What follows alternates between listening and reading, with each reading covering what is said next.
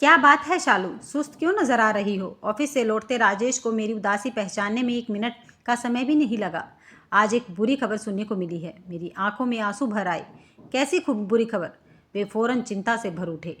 आपको मेरी सहेली वंदना याद है? हाँ याद है। वह बहुत बीमार है, शायद ज़्यादा दिन न जिए। मैंने उन्हें रुधे गले से जानकारी दी। Very sad. सिर्फ ये 2 शब्द बोलकर उन्होंने जब सही सा में अफसोस जताया और जूतों के फीते खोलने में लग गए तो मुझे गुस्सा आ गया। आप इस बारे में और कुछ नहीं जानना चाहेंगे? भावावेश के कारण मेरी आवाज़ काँप रही थी। तुम बोलो, मैं सुन रहा हूँ। लेकिन सुन कितने अजीब ढंग से रहे हो। अरे मैं उस वंदना की बात कर रही हूँ जिससे आप शादी के बाद घंटों बतियाते थे, जो बिल्कुल घर की सदस्य बनकर यहाँ सुबह से रात तक रहा करती थी। आज करीब 15 साल बाद मैं आपकी उस लाडली साली की दुख भरी खबर सुना रही हूँ और आप सिर्फ वेरी सैड कह रहे हैं। मैं गुस्से से फट पड़ी। मैं और क्या कहकर बोलूँ शालू? जीना मरना तो इस दुनिया में चलता ही रहता है, उन्होंने भावहीन से लहजे में जवाब दिया। आप ऐसी दार्शनिकता किसी और मौके पर बखारना। मेरा मन वंदना से मिलने का कर रहा है। उसकी इतने सालों से कोई खबर नहीं मिली थी और आज मिली है तो कैसी बुरी खबर मिली है। मेरा गला फिर से भर आया। क्या करोगी उससे मिलकर? यह आप कैसा अजीब सा सवाल पूछ रहे हो? अरे वह मेरी सबसे प्यारी सहेली है। उस प्यारी सहेली ने पिछले 15 सालों में मुझे न कभी फ़ोन किया, न चिट्ठी लिखी और न ही कभी मिलने आई। इस कारण मेरे दिल में उसके लिए बसे प्यार और दोस्ती के भाव रत्ती भर कम नहीं हुए हैं। मैं तो सिर्फ ये कहना चाह रहा हूँ कि जो इंसान अब ज़्यादा जिएगा ही नहीं, उससे मिलकर मन को दुखी करने का क्या फ़ायदा है। यह फ़ायदे नुकसान की बात नहीं है। मेरा दिल उससे मिलने का कर रहा है और मैं जाऊंगी। बच्चों के एग्ज़ाम आने वाले हैं। एग्ज़ाम अगले महीने हैं और आगामी सोम और मंगल को उनके स्कूल में छुट्टी है। हम शनिवार को निकलेंगे और मंगल तक लौट आएंगे, लेकिन उनकी देखभाल वे अपनी चाची के पास रहेंगे। मैंने नीतू से मोबाइल पर बात कर ली है। देखो यूँ जिद, प्लीज़ राजेश, मुझे वंदना से मिलना ही है। मेरे आंसुओं के सामने उन्होंने हथियार डालते हुए कह दिया। ओके, हम शनिवार की रात को निकलेंगे। मैं ट्रेन के टिकट बुक करा देता हूँ। कह वे मुझे ड्राइंग रूम में अकेला छोड़कर कपड़े बदलने बेडरूम में चले गए। मेरे दोनों बेटों का ट्यूशन से लौटने में अभी वक्त था। मैं थकी हारी सी आंखें मूंद कर वहीं बैठी बैठी वंदना की यादों में खो गई। वरना मेरी बचपन की सहेली थी। हमारे घर आसपास ही थे, इसलिए हम साथ साथ खेल और पढ़कर बड़े हुए थे। राजेश को मेरे लिए मेरे मम्मी पापा ने ढूंढा था। मेरी सास बीमार रहती थी और घर का सारा काम करने की जिम्मेदारी मुझे ही बड़ी जल्दी संभालनी पड़ी थी। मैंने बीएड में प्रवेश पाने के लिए परीक्षा शादी के पहले दे रखी थी। शादी के बाद मुझे परीक्षा में सफल हो जाने का समाचार मिला तो मेरी खुशी का ठिकाना नहीं रहा। वंदना ने मेरा साथ न दिया होता तो मैं कभी बीएड न कर पाती। मुझे पूरे साल भर तक रोज कॉलेज जाने के अलावा घर लौटकर भी बहुत पढ़ना लिखना पड़ता था। वंदना रोज मेरे घर आ जाती। मेरे घर के कार्यों में ही नहीं बल्कि कॉलेज से मिले असाइनमेंट पूरे करने में भी हाथ बटाती। मेरी सास उसकी बहुत तारीफ करती। राजेश से वह जल्द ही घुल मिल गई थी और जीजा साली की नोक झोंक के चलते हमारे घर का माहौल बड़ा खुशनुमा रहता। मेरा बीएड का रिजल्ट बड़ा अच्छा रहा। इस खुशी के मौके पर मैंने वंदना को बड़ा सुंदर और कीमती सूट उपहार में दिया था। मैंने बीएड के बाद एक पब्लिक स्कूल में पढ़ाना शुरू कर दिया।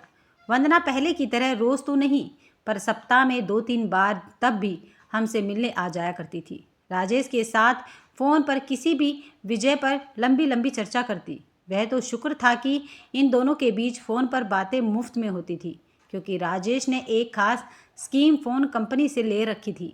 वे ऐसा न करते तो इस दोनों की गपशप का बिल हर महीने हज़ारों रुपये आता। उन दोनों मोबाइलों का रेट कुछ ज़्यादा था। वह राजेश को लैंडलाइन पर नहीं, मोबाइल पर फ़ोन करती थी। मेरी शादी के करीब 2 साल बाद वंदना का रिश्ता उसकी मम्मी ने तय किया था। उसके पापा की हार्ट अटैक से मौत हुई तब 6-7 साल का समय बीत चुका था। लड़का अच्छा था, उसका घर बार भी ठीक ठाक था, पर उन दोनों की शादी तय करी गई तारीख से केवल 5 दिन पहले टूट गई। वंदना और उस लड़के के बीच न जाने क्या घटा जो वह शादी नहीं हो सकी। दोनों तरफ के लोगों ने बहुत पूछा, पर शादी टूटने का सही कारण न वंदना ने किसी को बताया न उस लड़के ने। वह इस विषय पर मेरे सामने भी चुप्पी साध लेती। लोगों की तरह तरह की अफवाहें उड़ाने का मौका मिल गया था। तब वंदना ने अपने ननिहाल के शहर मेरठ शिफ्ट करने का फैसला कर लिया था। अपनी शादी टूटने के करीब तीन महीने बाद वह अपनी माँ के साथ मेरठ चली गई, फिर कानपुर शिफ्ट हो गई। तब से उसके और हमारे बीच संपर्क खत्म होता गया। शुरू शुरू में 2-4 बार टेलीफोन पर बातें हुई, पर मुझे ऐसे अवसरों पर साफ महसूस होता कि वह अनमनी होकर ही मुझसे बात करती है। वंदना बदल गई है। उसके दिल पर शादी टूट जाने से गहरा जख्म लगा है। बहुत कटी कटी सी बोलती है फ़ोन पर। मैं उन दिनों राजेश से अक्सर ऐसी शिकायतें दुखी मन से किया करती, पर यह मुझ पर ज़्यादा ध्यान नहीं देते। लगभग 15 साल बीत गए। वंदना को दिल्ली छोड़े। वह अब कानपुर में गंभीर रूप से बीमार पड़कर जिंदगी और मौत की लड़ाई लड़ रही है। इतने लंबे समय में उसके जीवन में क्या क्या घटा है, इसकी कोई जानकारी मेरे पास नहीं थी।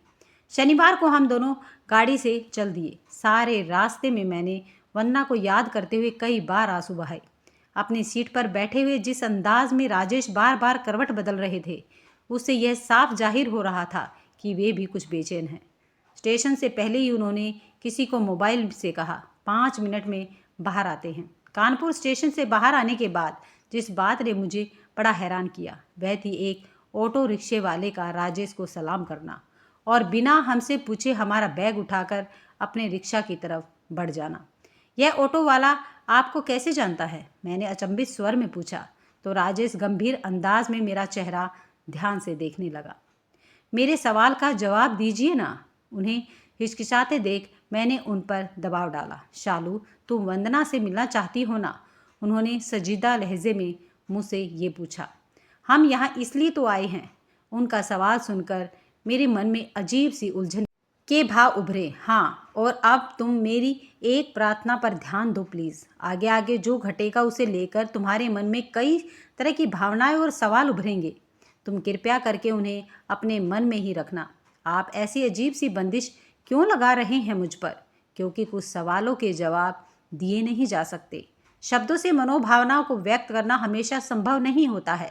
उन्हें व्यक्त करने का प्रयास पीड़ादायक होता है और सुनने वाला कहीं अर्थ का अनर्थ लगा ले तो स्थिति और बिगड़ जाती है। शालू, मेरी समझ में तो आपकी कोई बात नहीं आ रही है। मैं परेशान हो उठी। ध्यान रखना कि तुम्हें कोई सवाल नहीं पूछना है मुझसे। उन्होंने मेरा हाथ पकड़ा और ऑटो की तरफ चल पड़े। ऑटो वाले ने 20 मिनट बाद हमें खन्ना नर्सिंग होम की ऊंची सी इमारत तक अपने आप पहुंचा दिया। फिर गेट पर खड़े वॉचमैन ने राजेश को परिचित अंदाज में सलाम किया। रिसेप्शनिस्ट भी उन्हें पहचानती थी। उस नर्सिंग होम के मालिक डॉक्टर सुभाष ने मुझे अपना परिचय राजेश के बचपन के दोस्त के रूप में दिया।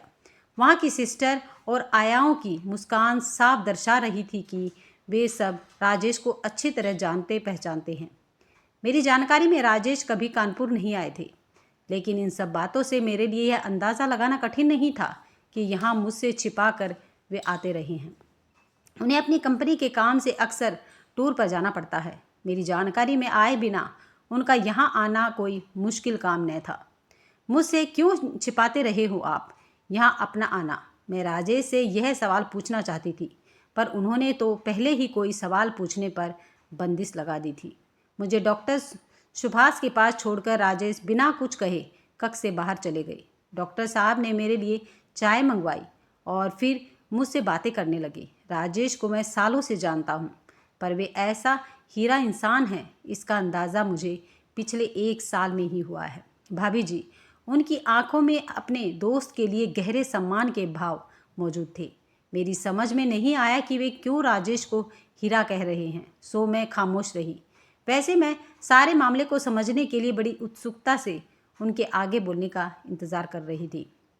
आजकल कौन किसी के काम आता है भाभी जी? सचमुच अपना राजेश अनूठा इंसान है। ज़रूर आपने ही उसे इतना ज़्यादा बदल दिया है। मेरी प्रशंसा कर वे हंस पड़े तो मुझे भी मुस्कुराना पड़ा। राजेश वंदना के इलाज का सारा खर्चा उठाकर बड़ी इंसानियत का काम कर रहा है। मैं भी जितनी रियायत कर सकता हूँ कर रहा हूँ, पर फिर भी दवाइयाँ महंगी होती हैं।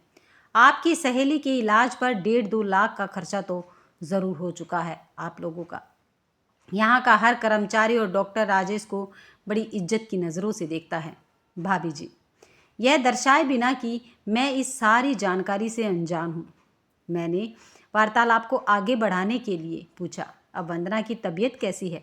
ठीक नहीं है भाभी जी। जो कुछ हो सकता है हम कर रहे हैं, पर ज़्यादा लंबी गाड़ी नहीं खींचेगी। उसकी ऐसा मत कहिए प्लीज़। मेरी आंखों से आंसू बह चले थे। मैं आपको झूठी तसल्ली नहीं दूंगा भाभी जी। अस्थमा ने उसके फेफड़ों को इतना कमज़ोर कर दिया है कि अब उसका हृदय भी फैल होने लगा है। उसने बहुत कष्ट भोग लिया है, अब उसे छुटकारा मिल जाना चाहिए। मुझे उससे मिलवा दीजिए प्लीज़। डॉक्टर सुभाष के आदेश पर एक वार्ड बॉय मुझे वंदना के कमरे तक छोड़ गया। मैं अंदर प्रवेश करती उससे पहले ही राजेश बाहर आ गए। जाओ मिल लो अपनी सहेली से, उन्होंने थके से स्वर में मुझसे कहा और फिर मेरा माथा बड़े भावुक से अंदाज में चूमकर वहाँ से चले गए। मैंने वंदना को बड़ी मुश्किल से पहचाना। उसका चेहरा और बदन सूजा सा नज़र आ रहा था। उसकी सांसें तेज चल रही थी और उसे तकलीफ पहुंचा रही थी। शालू, तूने बड़ा अच्छा किया जो मुझसे मिलने आ गई। बड़ी याद आती थी। मैं सोचती कभी कभी तुझसे बिना मिले मर जाती तो मेरा मन बहुत तड़पता। मेरा स्वागत यूँ तो उसने मुस्कुरा कर किया, पर उसकी आंखों से आंसू भी बहने लगे थे। मैं उसके पलंग पर ही बैठ गई। बहुत कुछ कहना चाहती थी, मुंह से एक शब्द भी नहीं निकला तो उसकी छाती पर सिर रखकर एकाएक बिलखने लगी। इतनी दूर से यहाँ क्या सिर्फ रोने आई है पगली? अरे कुछ अपनी सुना, कुछ मेरी सुन। ज़्यादा वक्त नहीं है हमारे पास गपशप करने का। मुझे शांत करने का यूँ प्रयास करते करते वह खुद भी आंसू बहाई जा रही थी। तू कभी मिलने क्यों नहीं आई? अपना ठिकाना क्यों छिपा कर रखा? मैं तेरा दिल्ली में इलाज कराती तो तू बड़ी जल्दी ठीक हो जाती वंदना। मैंने रोते रोते उसे अपनी शिकायतें सुना डाली। यह अस्थमा की बीमारी कभी जड़ नहीं छोड़ती है। शालू, तू मेरी छोड़ और अपनी सुना। मैंने सुना है कि तू अब शांत किस्म की टीचर हो गई है। बच्चों की पिटाई और उन्हें जोर से डांटना बंद कर दिया है तूने। उसने वार्तालाप का विषय बदलने का प्रयास किया। किससे सुना है ये सब तुमने वंदना? मैंने अपने आंसू पोंछे और उसका हाथ अपने हाथों में लेकर प्यार से सहलाने लगी। जीजा जी, तुम्हारी और सोनू मोनू की ढेर सारी बातें मुझे हमेशा सुनाते रहते हैं। जवाब देते हुए उसकी आंखों में मैंने बेचैनी के भाव बढ़ते हुए साफ साफ देखे। वे यहाँ कई बार आ चुके हैं। हाँ, कई बार। मेरा सारा इलाज वे ही। क्या तुम्हें पता है कि उन्होंने मुझे अपने यहाँ आने की, तुम्हारी बीमारी और इलाज कराने की बातें कभी नहीं बताई है? हाँ, मुझे पता है। क्यों किया उन्होंने ऐसा? मैं क्या तुम्हारा इलाज कराने से उन्हें रोक देती? मुझे अंधेरे में क्यों रखा उन्होंने? ये सवाल पूछते हुए मैं बड़ी पीड़ा महसूस कर रही थी। तुम्हें कुछ न बताने का फैसला जीजा जी ने मेरी इच्छा के खिलाफ जाकर लिया था शालू। पर क्यों किया उन्होंने ऐसा फैसला? उनका मत था कि तुम शायद उनके एक्शन को समझ नहीं पाओगी। उनका विचार था कि तुम्हारे इलाज कराने के उनके कदम को क्या मैं नहीं समझ पाऊंगी? हाँ, और मुझसे बार बार मिलने आने की बात को भी। वंदना का स्वर बेहद धीमा और थका सा हो गया। कुछ पलों तक सोच विचार करने के बाद मैंने झटके से पूछा, अच्छा यह तो बताओ कि तुम जीजा साली कब से एक दूसरे से मिल रहे हो? एक गहरी सांस छोड़कर वंदना ने बताया, करीब साल भर पहले वे टूर पर बनारस आए हुए थे। वहाँ से वे अपने एक सहयोगी के बेटे की शादी से बारात के यहाँ कानपुर आए थे। यही अचानक इसी नर्सिंग होम के बाहर हमारी मुलाकात हुई थी। वे अपने पुराने दोस्त डॉक्टर सुभाष से मिलने आए थे और तब से लगातार यहाँ तुमसे मिलने आते रहे हैं। हाँ, वे साल भर में 8-10 चक्कर यहाँ के लगा ही चुके होंगे। उनका भेजा कोई ना कोई आदमी तो मुझसे मिलने हर महीने ज़रूर आता है। क्यों? यहाँ का बिल चुकाने, मुझे ज़रूरत के रुपए देने। मैं कोई जॉब करने में असमर्थ हूँ ना। मुझे बीमार का बोझ जीजा जी ही उठा रहे हैं। शालू, अचानक मेरे दिमाग में बिजली सी कौंधी और एक ही झटके में सारा माजरा मुझे समझ में आ गया। तुम्हारा और तुम्हारे जीजा जी का अफेयर चल रहा है ना। मुझसे छिपाकर तुमने मिलने का, तुम्हारी बड़ी आर्थिक सहायता करने का और कोई कारण हो ही नहीं सकता वंदना। मारे उत्तेजना के मेरा दिल जोर से धड़कने लगा। उसने कोई जवाब नहीं दिया और आंसू भरी आंखों से बस मेरा चेहरा निहारती रही। मेरा अंदाज़ा ठीक है ना? मेरी शिकायत से भरी आवाज़ ऊंची हो उठी। पल भर में मेरी आंखों पर वर्षों से पड़ा पर्दा उठ गया। मेरी सबसे अच्छी सहेली का मेरे पति के साथ अफेयर तो तब से ही शुरू हो गया होगा जब मैं बीएड करने में व्यस्त थी और तुम मेरे हक पर चुपचाप डाका डाल रही थी। तुमने शादी क्यों तोड़ी? अब तो यह भी मैं आसानी से समझ सकती हूँ। तुम कितनी आसानी से तुम दोनों ने मेरी आंखों में धूल झोंकी। न रो न गुस्सा कर शालू। तेरे अंदाज ठीक हैं, पर तेरे हक पर मैंने कभी डाका नहीं डाला, कभी वैसी भयंकर भूल मैं न कर बैठूं। इसलिए मैंने दिल्ली छोड़ दी थी। हमेशा के लिए तुम दोनों की जिंदगियों में से निकलने का फैसला कर लिया था। मुझे गलत मत समझ प्लीज़। जीजा जी बड़े अच्छे इंसान हैं। हमारे बीच जीजा साली का हंसी मजाक से भरा रिश्ता पहले अच्छी दोस्ती में बदला और फिर प्रेम में। हम दोनों के बीच दुनिया के हर विषय पर खूब बातें होती। हम दोनों एक दूसरे के सुख दुख के साथी बन गए थे। हमारे आपसी संबंधों की मिठास और गहराई ऐसी ही थी जैसे जीवन साथियों के बीच होनी चाहिए। फिर मेरा रिश्ता तय हुआ, पर मैंने अपने होने वाले पति की जीजा जी से तुलना करने की भूल कर दी। जीजा जी की तुलना में उसके व्यक्तित्व का आकर्षण कुछ भी न था। मैं जीजा जी को दिल में बसाकर कैसे उसकी जीवन संगनी बनने का ढोंग करती। अतः मैंने शादी का तोड़ना ही बेहतर समझ और तोड़ भी दी थी। जीजा जी मुझे मिल नहीं सकते थे क्योंकि वे तो मेरी बड़ी बहन के जीवन साथी थे। तब मैंने भावुक होकर उनसे खूबसूरत यादों के सहारे अकेले और तुम दोनों से दूर जीने का फैसला किया और दिल्ली छोड़ दी। मैं तो कभी तुम दोनों से न मिलती, पर कुदरत ने साल भर पहले मुझे जीजा जी से अचानक मिला दिया। तब तक अस्थमा ने मेरे स्वास्थ्य का नाश कर दिया था। माँ के गुजर जाने के बाद मैं बिल्कुल अकेली ही आर्थिक तंगी और जानलेवा बीमारी का सामना कर रही थी। जीजा जी के साथ मैंने उनके प्रेम में पड़कर वर्षों पहले अपनी ज़िंदगी के सबसे सुंदर 2 साल गुजारे थे। उन्हें भी वह खूबसूरत समय याद था। मुझे धन्यवाद देने के लिए उन्होंने साल भर से मेरी सारी जिम्मेदारी उठाने का बोझ अपने ऊपर ले रखा है। मैं बदले में उन्हें हंसी खुशी के बजाय सिर्फ चिंता और परेशानियां ही दे सकती हूँ। यह सच है कि 15 साल पहले तेरे हिस्से से चुराए समय को जीजा जी के साथ बिताकर मैंने सारी दुनिया की खुशियाँ और सुख पाए थे। अब भी तेरे हिस्से का समय ही तो वे मुझे देकर मेरी देखभाल कर रहे हैं।